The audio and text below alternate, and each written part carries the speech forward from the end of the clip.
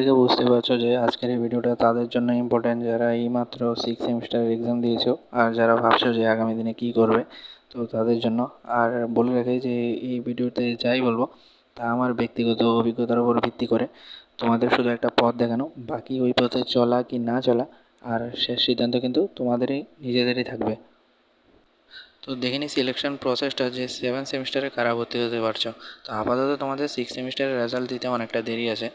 তো আমি যতটুকু শুনেছি সেখান থেকে বলতে পারবো যে তোমাদের 5th সেমিস্টারের রেজাল্টের উপর ভিত্তি করে, মানে 5th সেমিস্টারে যাদের 60%-এর উপর নম্বর থাকবে তারা সরাসরি 7 সেমিস্টারে ভর্তি হওয়ার জন্য এলিজিবল থাকবে, তাদের 7 সেমিস্টারে ভর্তি হওয়ার জন্য সুযোগ দেওয়া হবে।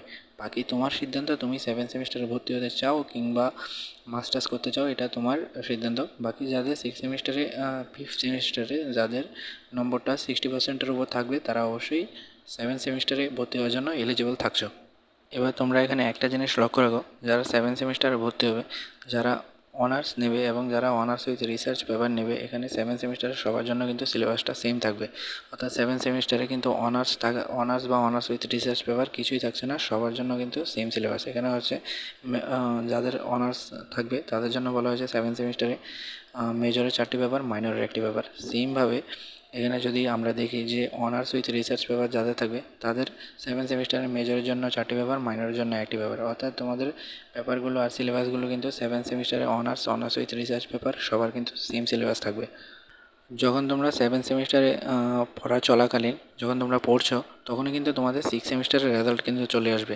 ওই 6 সেমিস্টারের রেজাল্টের উপর ভিত্তি করে যে যখন ওই 6 সেমিস্টারের রেজাল্টে দিয়ে দেওয়া হবে, যখন দেখা যাবে যে ওই 6 সেমিস্টারের রেজাল্টে যাদের 60 থেকে 75% নম্বর থাকবে, আবারও বলছি যাদের 60 থেকে 75% নম্বর 6 সেমিস্টারের রেজাল্ট দেওয়ার পর থাকবে, তারা 8 সেমিস্টারে গিয়ে তারা শুধু অনার্স থাকবে, তারা শুধু অনার্স পেপার থাকবে। 8 সেমিস্টারে গিয়ে তোমাদের পেপারটা আলাদা হবে। আর যারা 6 সেমিস্টারের রেজাল্ট দেওয়ার পর তোমাদের যাদের 75% নম্বরের উপর থাকবে বা পার্সেন্টের উপর থাকবে, তারা কিন্তু সেখানে গিয়ে অনার্স উইথ রিসার্চ পেপার থাকবে তোমাদের।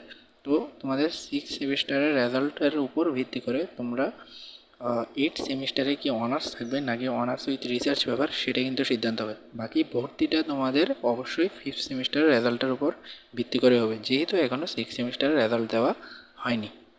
দেখো, এবার বলে রাখবো যারা মাস্টার্স করতে যাচ্ছ, তো তোমরা এখন মাস্টার্স করতে পারো, কিন্তু মাস্টার্স করলে এখন 2 বছর লাগবে। আর যারা এখন 6 সেমিস্টারের পরীক্ষা দেওয়ার পর যারা এখন 7 সেমিস্টারে ভর্তি হবে, তারা অবশ্যই অনার্স পাবে বা অনার্স উইথ রিসার্চ পেপার পাবে। এখানে 1 বছরে তুমি খরচ করলেই তুমি অনার্স বা অনার্স উইথ রিসার্চ পেপার পাচ্ছ। প্লাস যখন তুমি মাস্টার্স করতে যাবে সেখানেও কিন্তু তোমার 1 বছর লাগছে। অর্থাৎ যারা শুধু মাস্টার্স করছো তাদের 2 বছর, আর যারা অনার্স বা অনার্স উইথ রিসার্চ পেপার করে মাস্টার্স করছো তাদেরও 2 বছর। কিন্তু এখানে তোমাদের লাভটা হচ্ছে তোমরা 2 বছরে অনার্স এবং মাস্টার্স দুটোই পাচ্ছ। যারা শুধু মাস্টার্স করছো শুধু মাস্টার্সই পাবে। আবার এখানে আরেকটা জিনিস যেটা তোমাদের জেনে রাখা ভালো, যে যারা 7 সেমিস্টারের পর যারা 8 সেমিস্টারের কমপ্লিট করবে অনার্স উইথ রিসার্চ পেপার নিয়ে, তারা কিন্তু এই 4 বছরের ডিগ্রির পর কিন্তু তোমরা নেট বা স্ল্যাটের জন্য এলিজিবল থাকছো। এখানে তোমাদের আপার হ্যান্ড দেওয়া হয়েছে।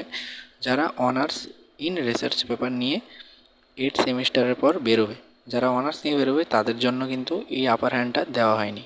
আর যারা এখানে বিএড করবে ভাবছো, তো ত্রিপুরায় কিন্তু ভর্তি হওয়ার জন্য এখনও নোটিফিকেশান আসেনি। আর যারা কলকাতায় বিএড করবে ভাবছো, মানে পশ্চিমবঙ্গে, তারা অবশ্যই এখনই সিটগুলি বুক করে নিতে পারো, কারণ আগামী দিনে তোমরা সিট পাবে অবশ্যই, কিন্তু টাকাটা বেশি লাগবে। আর বাকি কী করলে বা কী করে ভর্তি হলে তোমরা সিট পেতে পারো কম দামে, সেটা আমি এই ভিডিওর শেষে লিঙ্ক দিয়ে দেবো, সেই ভিডিওটা দেখে তোমরা বুঝে নিতে পারো।